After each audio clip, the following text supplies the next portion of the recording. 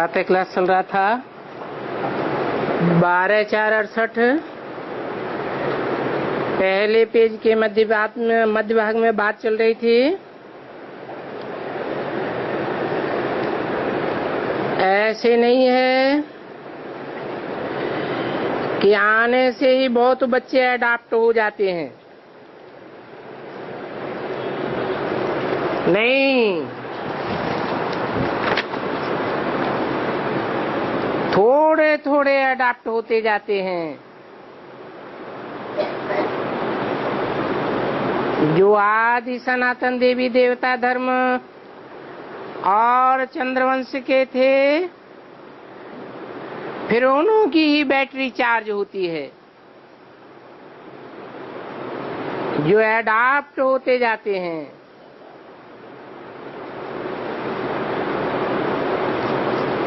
तुम्हारी बैटरी अभी चार्ज जरूर होनी है।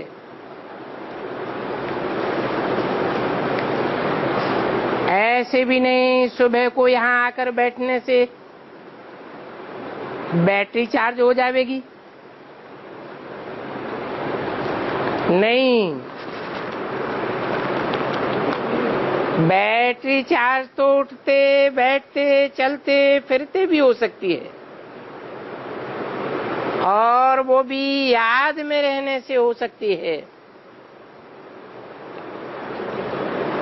तुम पहले पवित्र आत्मा सतो प्रधान थे। तुम्हारा सच्चा सोना था और सच्चा जीवर था। अभी तुम तमो प्रधान बने हो। अभी फिर आत्मा पवित्र बनती है तो शरीर भी पवित्र मिलेगा।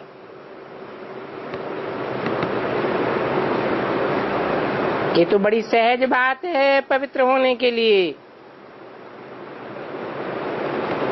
और इसको योग की भट्टी भी कह सकते हैं।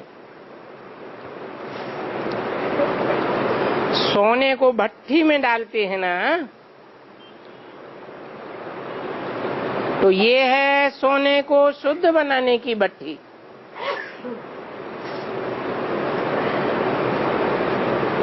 बाप को याद करने की भट्टी को याद रखना है,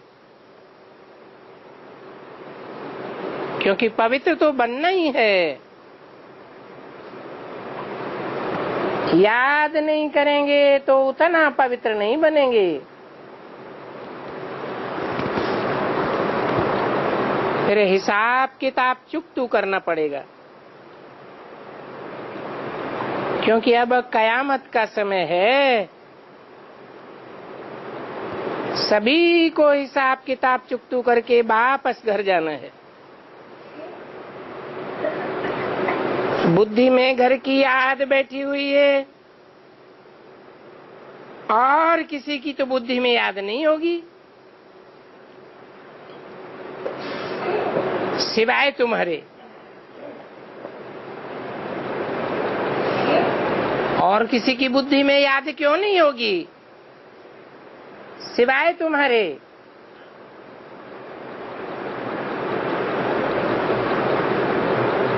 है? क्योंकि वो तो ब्रह्मा को ही ईश्वर समझ लेते हैं। कौन? ब्रह्मा को ईश्वर कौन समझ लेते हैं? वह तो तुम नहीं समझते हो ब्रह्मा को ईश्वर। वह किसके लिए बोला है? उन बेसिक वाले ब्राह्मणों के लिए बोला जो समझते हैं गीता का भगवान कृष्ण उर्फ ब्रह्मा है। वो ही गीता का साकार भगवान था।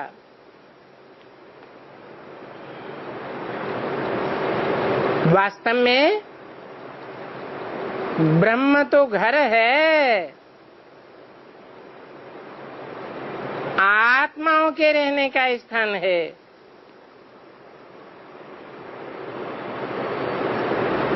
तुम इस बेहद के ड्रामा के एक्टर्स हो। ड्रामा को तुम अच्छी रीति जान गए हो। बाप ने समझाया है, अभी 84 का चक्र पूरा होता है, इसलिए अभी घर जाना है। आत्मा अभी पतित है, इसलिए घर जाने के लिए पुकारती है कि हे बाबा पावन बनाओ। आप हमें पावन नहीं बनावेंगे तो हम घर नहीं जा सकेंगे। तो बाप ही बैठे बच्चों को ये बातें समझाते हैं। ये भी बच्चे समझ गए हैं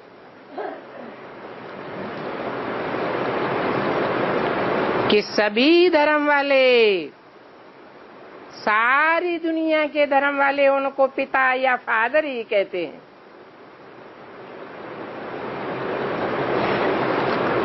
ऐसे नहीं है कि टीचर भी कहते हैं। क्यों?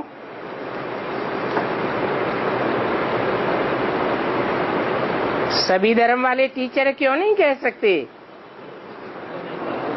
क्योंकि सबको सन्मुख आकर के पढ़ाता ही नहीं है, सिर्फ पिता कहते हैं।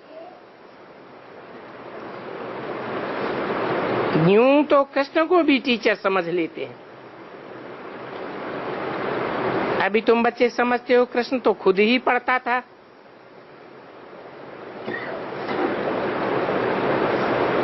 और कृष्ण तो कब किसी का टीचर बना ही नहीं है। ऐसे भी नहीं है कि वो कृष्ण पढ़ करके फिर टीचर बना। नहीं, कृष्ण के बचपन से लेकर बड़ेपन तक की सारी 84 जन्मों की कहानी तुम बच्चे समझ गए हो। तुम्हारे सिवाय और धर्म के लोग तो कृष्ण को भगवान कह देते हैं।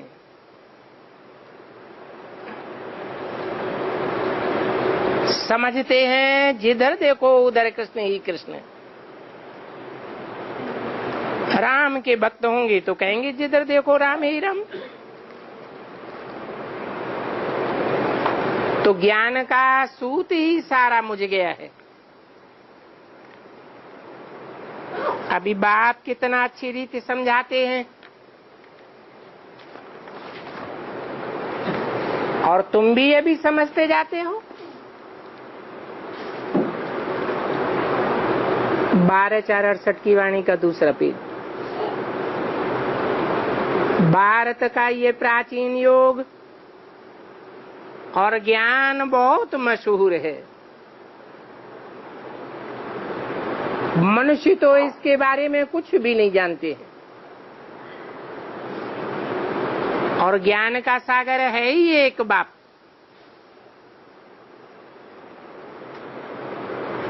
कृष्ण तो बच्चा बुद्धि है। राम बाप को कहा जाता है। वो तुम बच्चों को ज्ञान देते हैं तो तुमको भी कहेंगे नंबरवार ज्ञान के सागर, नंबरवार पुरुषार्थ अनुसार ही कहेंगे। सागर कहें व नदी कहें, क्योंकि पानी तो फिर भी सागर से ही आता है। तो वो होती है पानी की गंगाएं और तुम हो ज्ञान गंगाएं।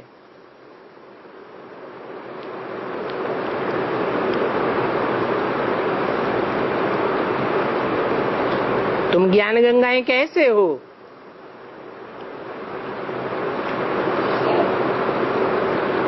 क्योंकि पानी को मथा नहीं जाता है,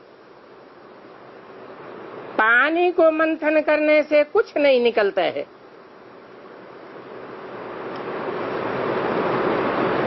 तुम ज्ञान गंगाएं हो, तुम मंथन करके नई नई बातें निकालते हो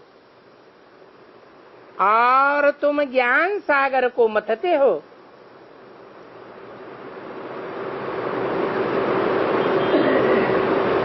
सागर मंथन का नाम बड़ा बाला है।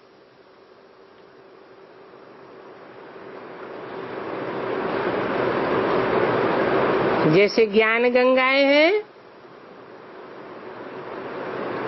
वैसे बड़ी बड़ी नहरें भी हैं। इस हालत में उनको भी ज्ञानवान ही कहेंगे।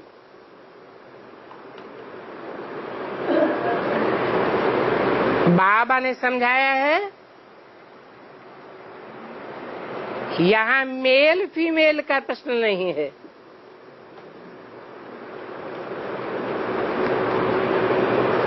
जैसे बाप ज्ञान का सागर है, बाप के बच्चे भी ज्ञान सागर हैं और आत्मा ही ज्ञान सुनती है।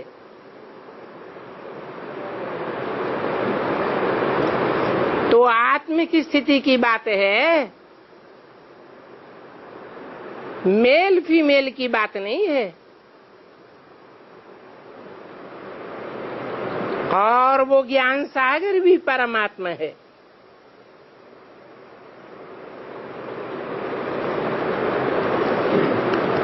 ये आत्मा भी उन द्वारा ही मास्टर ज्ञान सागर बनती है।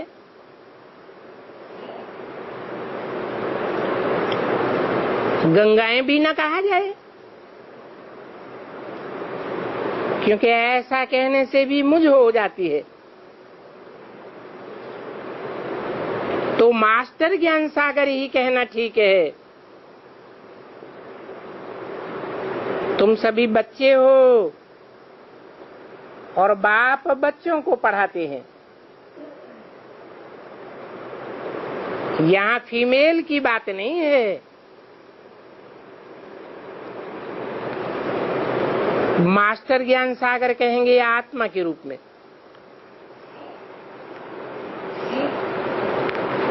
क्योंकि गंगाएं तो फिर भी नाला हो जाती हैं।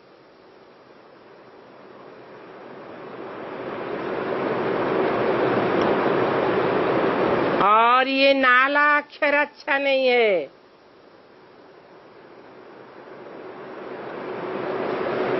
क्यों नहीं है? हैं?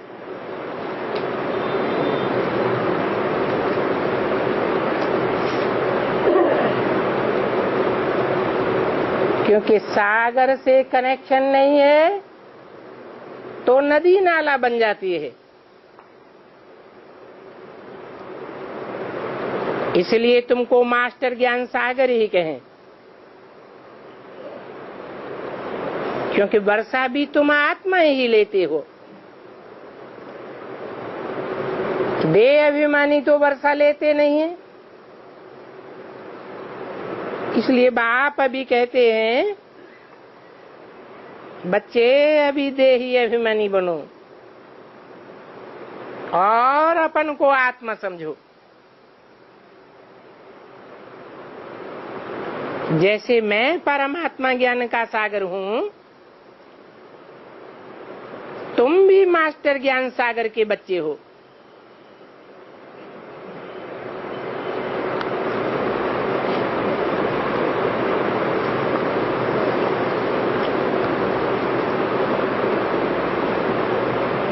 उनको परमपिता परमात्मा कहा जाता है।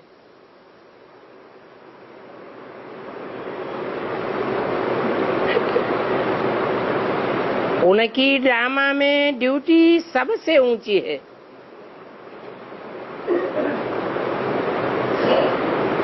जो राजा रानी होते हैं उनकी ड्यूटी सबसे ऊंची होती है ना।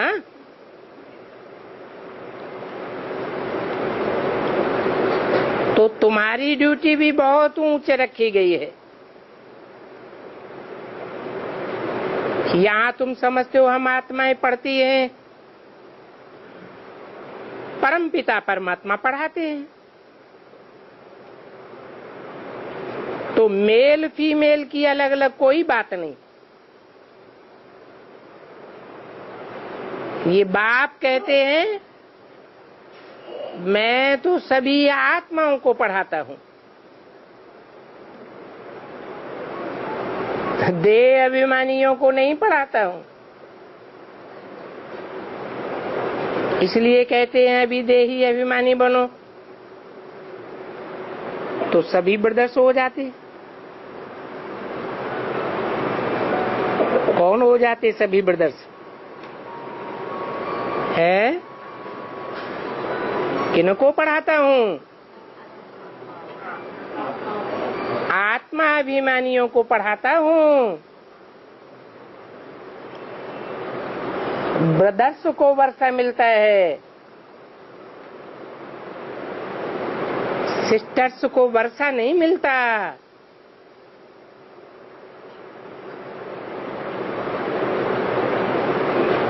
तो कौन हुई सिस्टर्स और कौन है ब्रदर्स?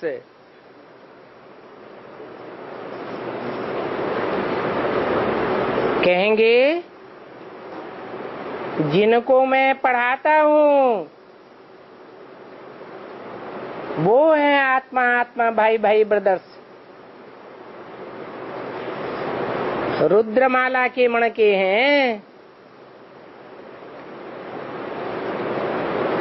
परमपिता परमात्मा बाप से पढ़ाई पढ़ने वाले हैं। तो मास्टर ज्ञान सागर ही कहेंगे। बच्चे को भी मास्टर कहते हैं ना, क्योंकि बच्चे ही तो मालिक बन जाते हैं। तो बाप भी तुम बच्चों के साथ कितनी मेहनत करती हैं। अभी तुम आत्मा ज्ञान ले जाती हो, फिर वहां प्रारब्ध चलती है। वहां तो सभी का ब्रदरली प्रेम रहता है। ये ब्रदरली प्रेम बहुत अच्छा चाहिए। तो किसी को रिगार्ड देना और किसी को रिगार्ड न देना ऐसे नहीं है कि ये आत्मिक प्यार है। आत्मिक प्यार में तो सभी आत्मा आत्मा भाई भाई हैं। भाई एक दो में भाई पने का रिगार्ड रखते हैं, क्योंकि गाया हुआ तो है क्या, हिंदू मुस्लिम सिख ईसाई सब आपस में भाई भाई। तो हिंदू मुसलमान कैसे भाई भाई हैं? कब हुए? किस समय का गायन है?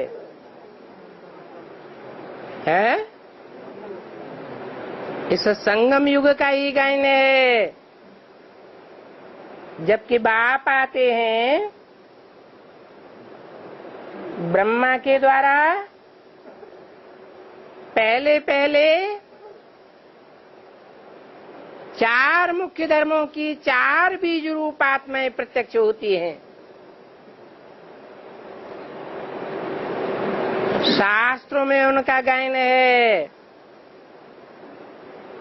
चार सनत कुमार,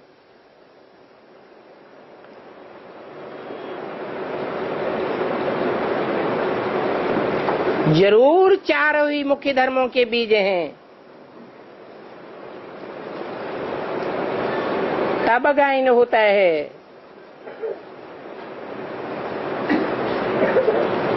तो भाई भाई कहना ठीक है, आत्मा यहाँ पाठ बजाने आती है। और वहां परमधाम में भी भाई भाई होकर रहते हैं। घर में तो जरूर सभी भाई भाई होकर के रहेंगे।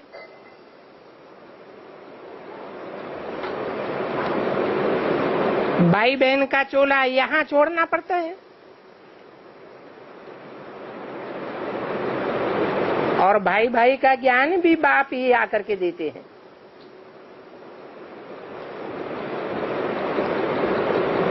बाप आत्माओं को पढ़ाते हैं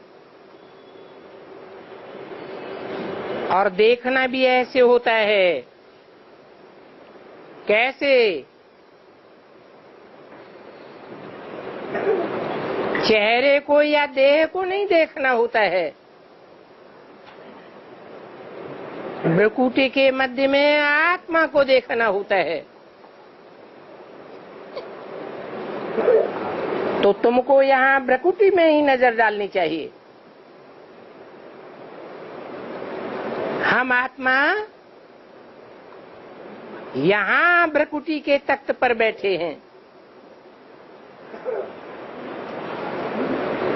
ये सिंहासन अथवा अकाल तख्त ठहरा।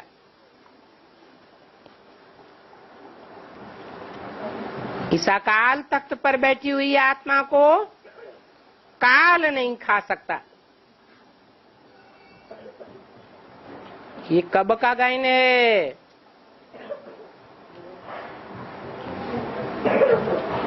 अकाल तख्त, जिसको काल कोई खा नहीं सकता।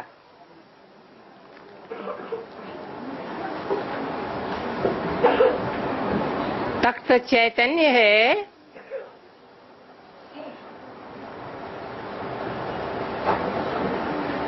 या जड़ है? तख्त भी शरीर है, शरीर का एक अंग है भ्रुकुटी।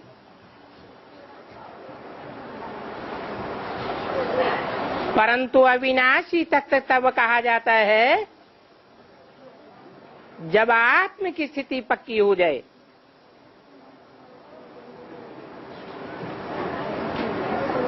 ऐसी आत्मा को काल भी नहीं खा सकता।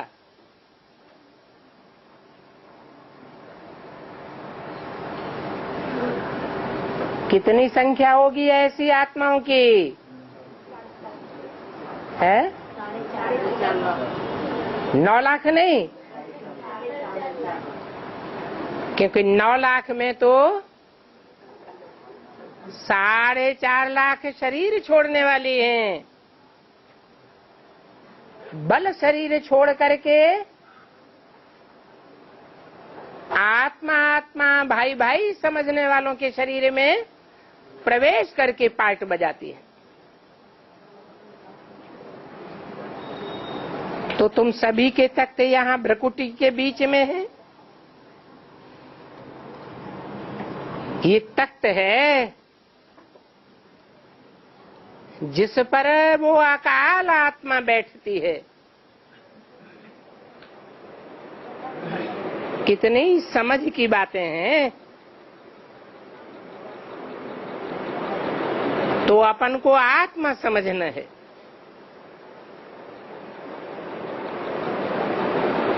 गर्भ के अंदर बच्चे की आत्मा जाती है तो भी भ्रुकुटी के बीच में ही बैठती है। वो छोटा सा तख्त फिर बड़ा हो जाता है।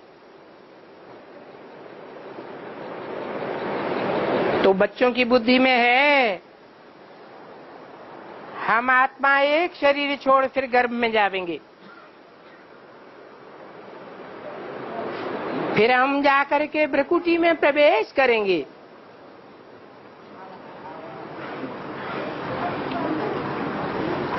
बाप तो तुम्हारे सभी दुखों को दूर कर देते हैं।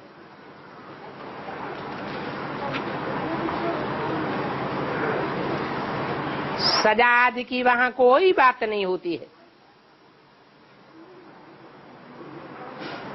कोई प्रकार के दुख की बात नहीं। यहाँ इस दुनिया में तो आत्मा को गर्भ में कितनी सजा भोगनी पड़ती है। इसलिए अंजाम करती है कि अब फिर हम कब पाप नहीं करेंगे।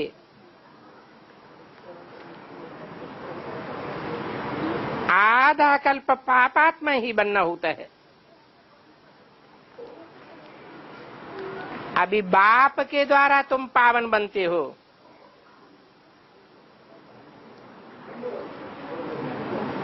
ये द्वारा किसके लिए बोला है? द्वारा मीडिया को कहा जाता है।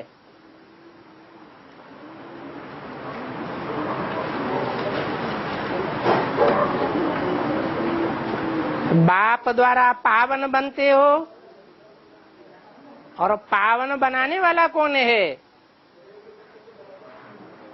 बाप ही। तो जो पावन बनाने वाला है और पावन बनने वाले बच्चे हैं, उनके बीच में ये द्वारा अर्थात मीडिया कौन है? ये किस बाप के लिए कहा गया?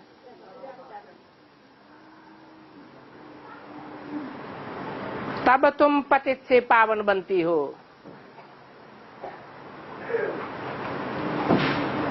जो बहुत दान पुण्य आदि करते हैं उनको पुण्य आत्मा कहा जाता है। तुम ऐसे नहीं कहेंगे ये पुण्य आत्मा है, नहीं, पवित्र आत्मा है। और वहां नई दुनिया में भी पवित्र आत्मा होंगे। हाँ, ये जरूर है कि पूर्व जन्म में दान पुण्य किया है, पवित्र आत्मा भी है तो पुण्य आत्मा भी है।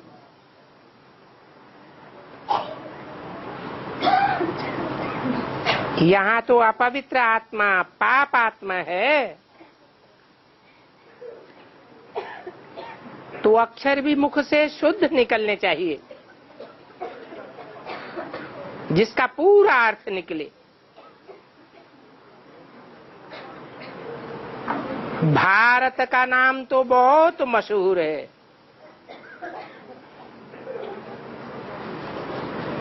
सबसे जास्ती कौन से देश में दान पुण्य करते हैं? हैं?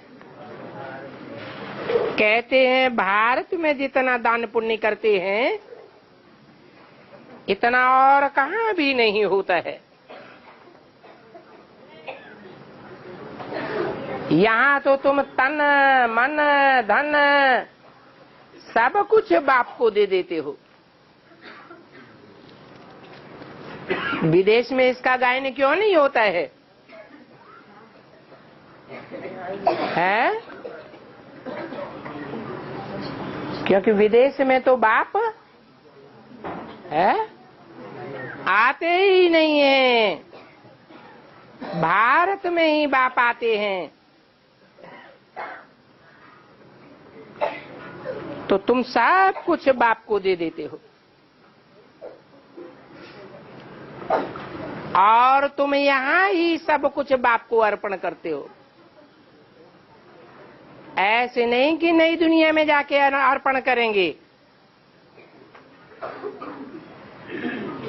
क्योंकि इतना दान करना तो कोई जानता ही नहीं है।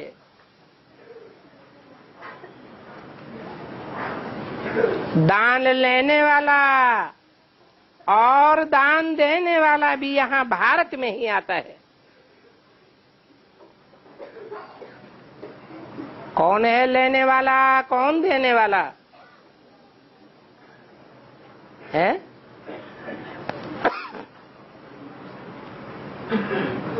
बाप ही ज्ञान का दान देने वाला है, और बाप ही विकारों का दान लेने वाला है। ये सब बड़ी सूक्ष्म बातें हैं जो भारत में ही होती है।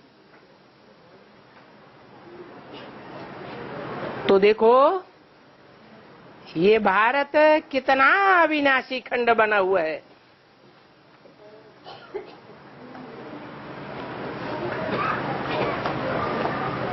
और सभी खंड खत्म हो जाने वाले हैं, न पहले थे और न अब अंत में रहेंगे।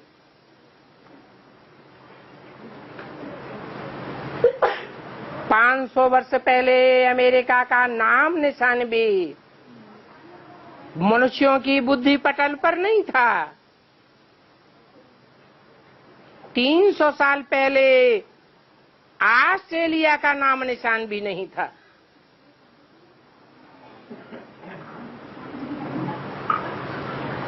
क्योंकि ये सब धर्मखंड समुद्र के गर्त में समाये हुए थे।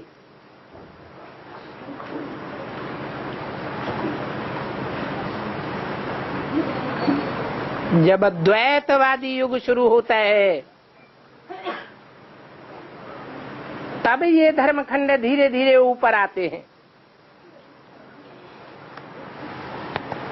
तो समझना चाहिए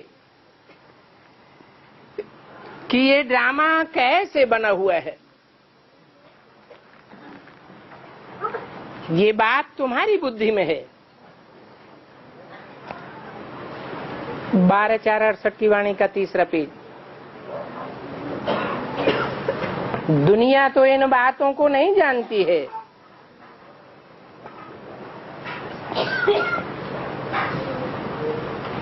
इन बातों को नॉलेज ही कहें तो अच्छा ही है। ये नॉलेज है सोर्स ऑफ इनकम।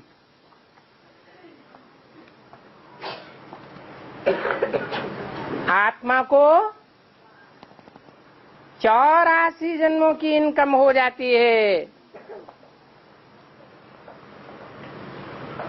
खास 21 जन्मों की इनकम और आम 63 जन्मों की इनकम हो जाती है। तो देखो ये नॉलेज लेने से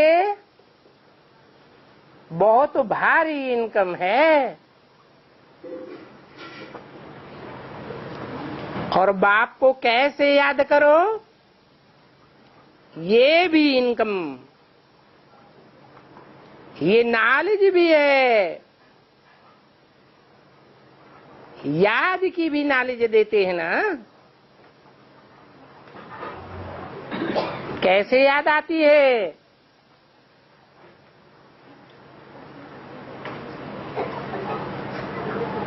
किसी को लगाव पूर्वक देखते हैं तो उसकी याद आती है ना। तो ये आंखें मीडिया बन गई।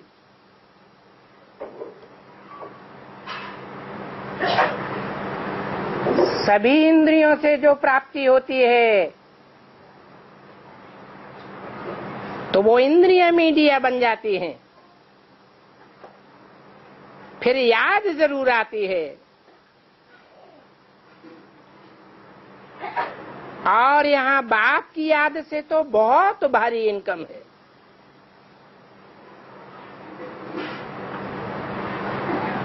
फिर बाप बैठे षष्ठ चक्र की भी नॉलेज देते हैं।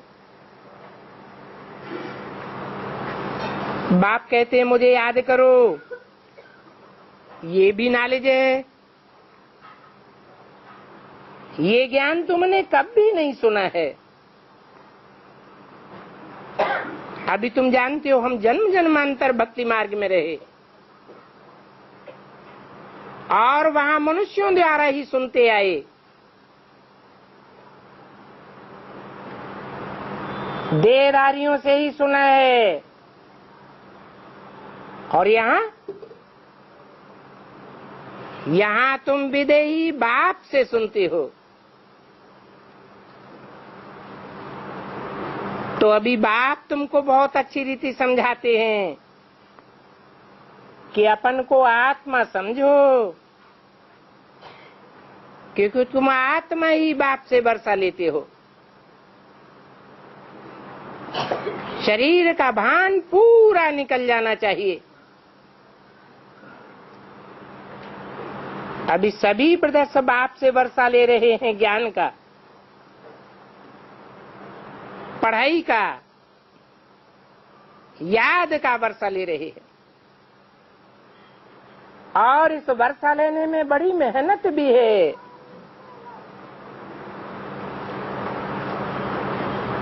माया घड़ी घड़ी हिलाई देती है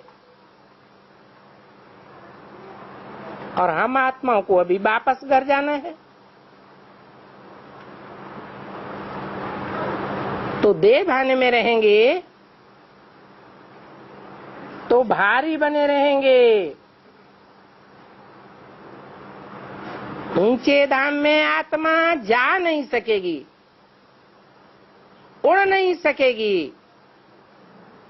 आत्म की स्थिति में रहेंगे तो उड़ते रहेंगे। तो पुराने शरीर से और पुरानी दुनिया से उपराम हो जाना है।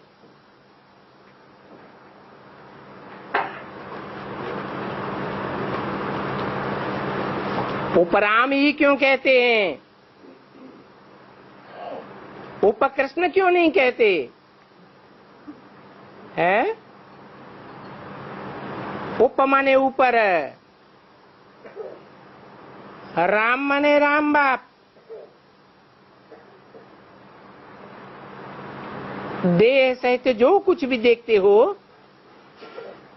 वो सभी खलास हो जाना है। एक बाप की ही याद आनी चाहिए। ऐसे नहीं कि कृष्ण उर्फ ब्रह्मा की भी याद आती रहे, अथवा कोई भी दूसरी आत्मा याद आती रहे।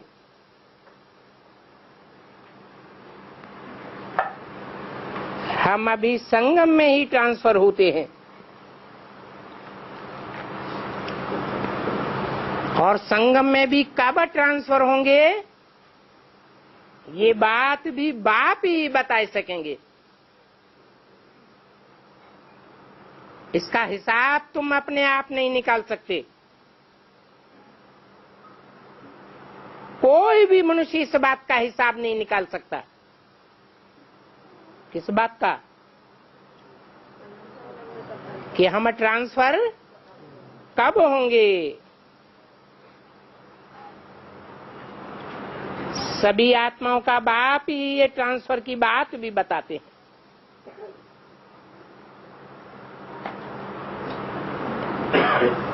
स्कूल में बच्चा पढ़ता है तो भी तो एक स्कूल छोड़कर कॉलेज में ट्रांसफर होता है ना।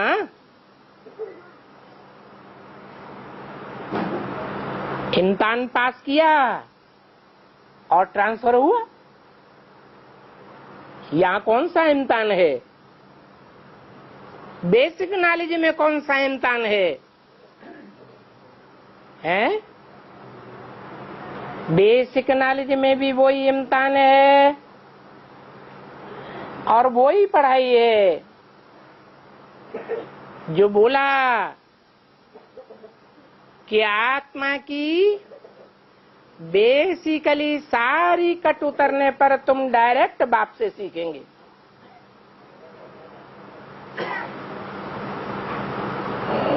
कोई देहधारी गुरु से नहीं सीखेंगे।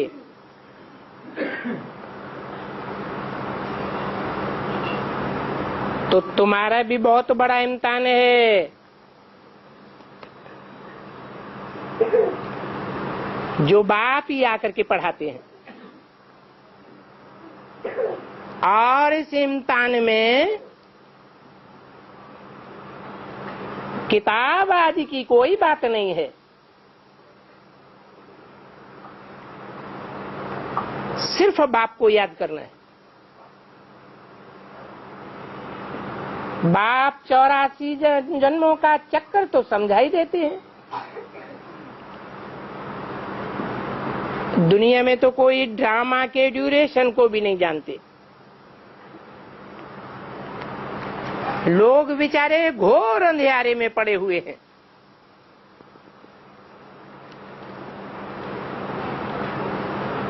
अभी तुम तो जाग गए हो।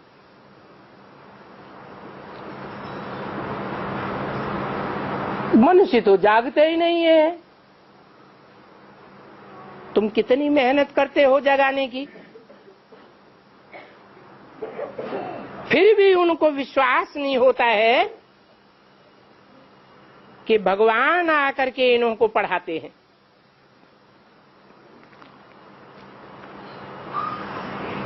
अरे भगवान आवेंगे तो जरूर कोई में तो आवेंगे ना।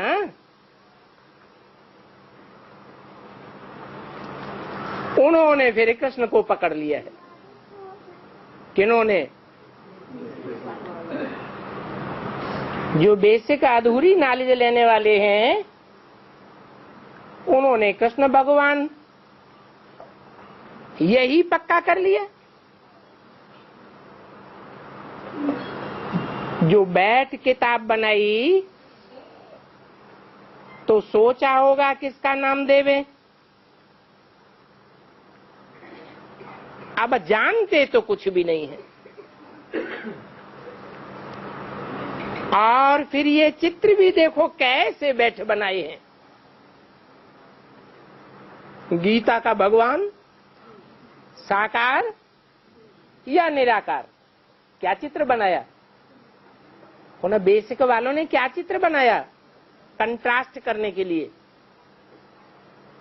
है एक तरफ कृष्ण का चित्र रख दिया गीता के ऊपर, और दूसरी तरफ किसका चित्र रखा है? निराकार ज्योति बिंदु शिव का चित्र रख दिया। अब बताओ निराकार कैसे पढ़ावेंगे? है निराकार ज्योति बिंदु पढ़ावेंगे, शरीर धारण किए बगैर पढ़ावेंगे क्या?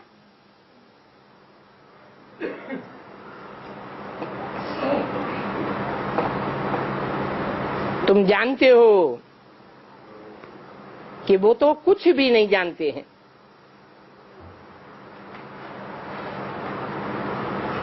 ये भी नहीं जानते हैं कि ब्रह्मा विष्णु शंकर का आपस में कनेक्शन क्या है।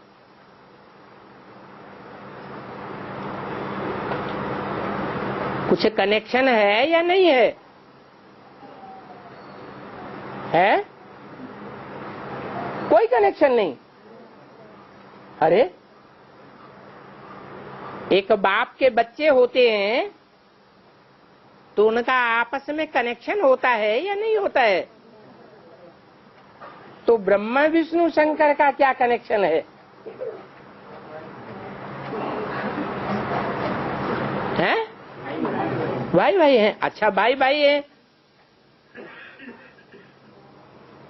तो कौन बड़ा भाई है, कौन छोटा भाई है, कौन मझिला भाई है?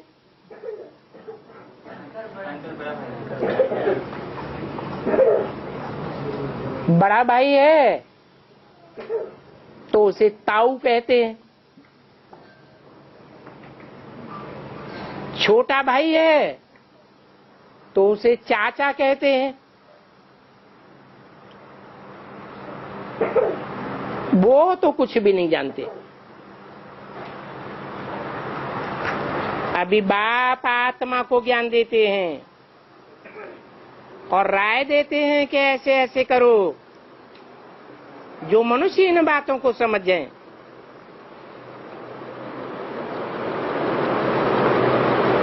तुम्हारे लिए तो बहुत समझना सहज है, और समझने वाले नंबरवार तो होते ही हैं। स्कूल में भी तो नंबरवार होते हैं ना, और राजाओं में भी नंबरवार राजाएं होते हैं। तुम तो जानते हो इस पढ़ाई से तो बहुत बड़ी राजधानी स्थापन हो रही है।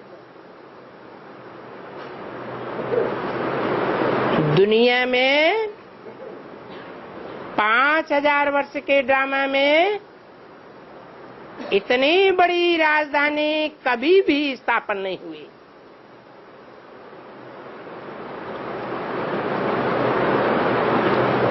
ये बात भी तुम्हारी बुद्धि में है।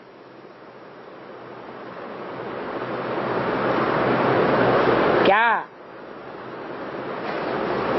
तुम्हारी जो राजधानी स्थापन होती है, इस राजधानी में राजधानी का कार्य व्यवहार संभालने वाले, राज्य पद पाने वाले नंबरवार कितने होंगे? है? कितने होंगे? 16,108 होंगे। बाकी सब प्रजा होगी। तो पुरुषार्थ ऐसा करना है जो राजधानी में हम राजा बने।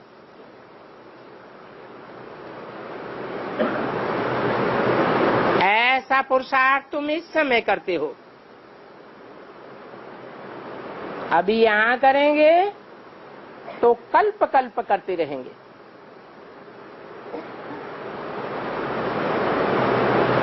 इसको ईश्वरीय लॉटरी कहा जाता है।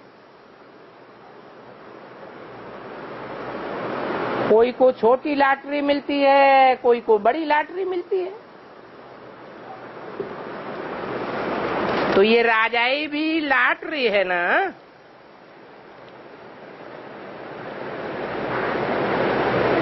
इनको ईश्वरीय लॉटरी कहा जाता है।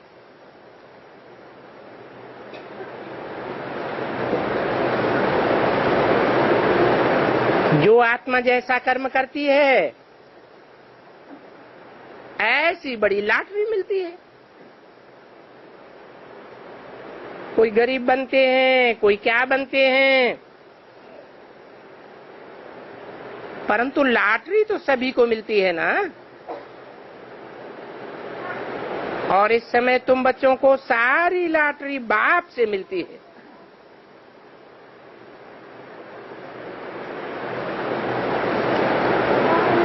अब जो जैसा पुरुषार्थ करेंगे वैसी लॉटरी पावेंगे। तो इस समय के पुरुषार्थ पर बहुत मदार है।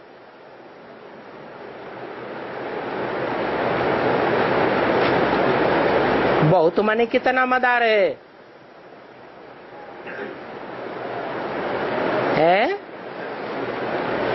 84 जन्म के हिसाब किताब का मदार बन जाता है।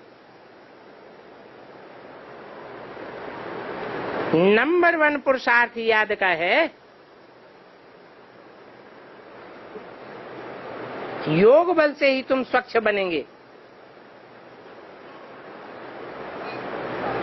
और जो स्वच्छ बुद्धि वाले बनते हैं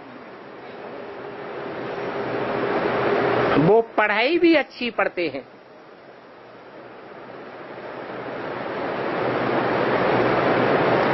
कैसे स्वच्छ बुद्धि बनती है?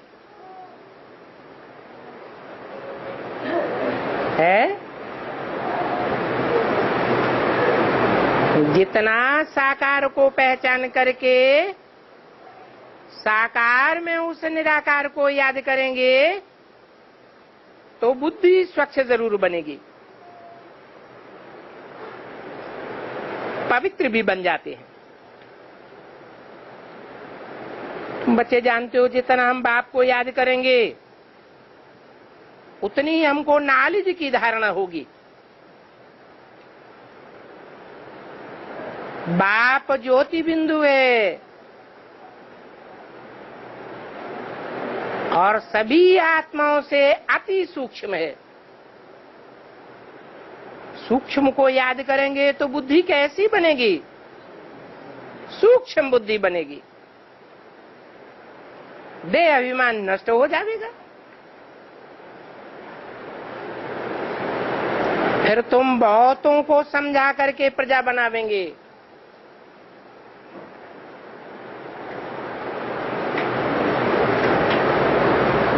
जैसे बाबा बौद्ध धर्म का मिसाल देते हैं, बौद्ध धर्म में एक ने भाषण दिया और एक ही भाषण से 60,000 कन्वर्ट हो गए बौद्ध धर्म में।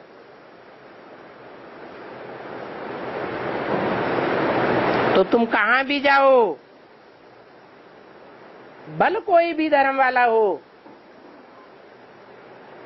जब भी तुम मिलते हो उन धर्म वालों से, तो उनको बाप का परिचय जरूर देना है।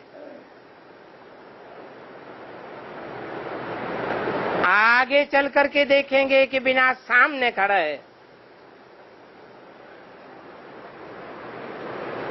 तो विनाश के टाइम पर हमेशा मनुष्यों को वैराग आ जाता है।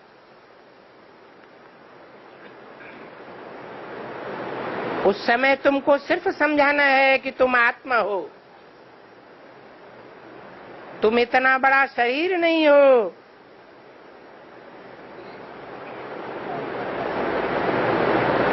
अब बताओ, गॉड फादर किसने कहा? शरीर ने कहा या आत्मा ने कहा? शरीर का बाप शरीरधारी होता है और आत्मा का बाप आत्मा ही होता है।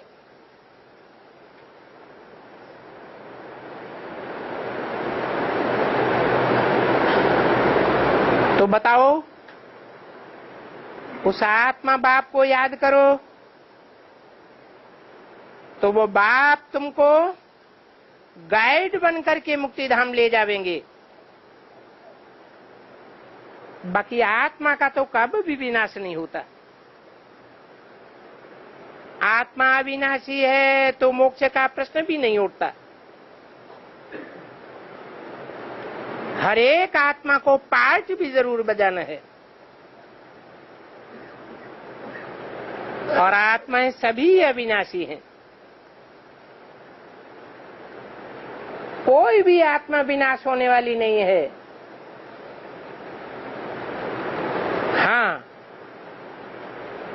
5000 वर्ष के पार्ट का विनाश हो सकता है, कोई का कम विनाश होगा, कोई का ज्यादा विनाश होगा। तो ये ड्रामा चलता रहता है। जो भी 500 करोड़ आत्माएं हैं वो सब अविनाशी हैं। आत्मा तो कब विनाश होती नहीं। बाकी वहां जाने के लिए बाप को याद करो तो विनाश होंगे। फिर तुम नंबरवार घर में चले जाएंगे। ये सब बातें दुनिया के सभी लोग आखिर जरूर समझेंगे। जो दुनिया के बड़े बड़े सन्यासी हैं वो भी समझेंगे, क्योंकि वापस तो सभी को जाना है।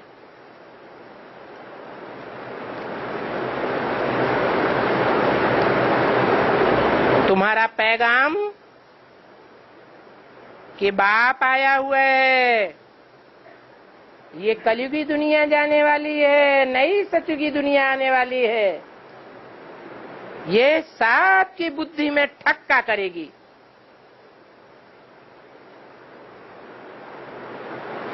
तब का ही गायन है, अहो प्रभु तेरी लीला, तुम्हारी गतमत तुम ही जानो। जानेंगे तभी तो किसको मत देंगे ना, कि जानी हुई मत को अपने पास रख लेंगे। उनकी मत से सदगति होती है। सत्य सच्चाई को कहा जाता है, और सत्य ही सदगति कर सकता है। झूठा कैसे सदगति करेगा? तो जरूर वो सदगति का रास्ता बताने वाला है। ओम शांति।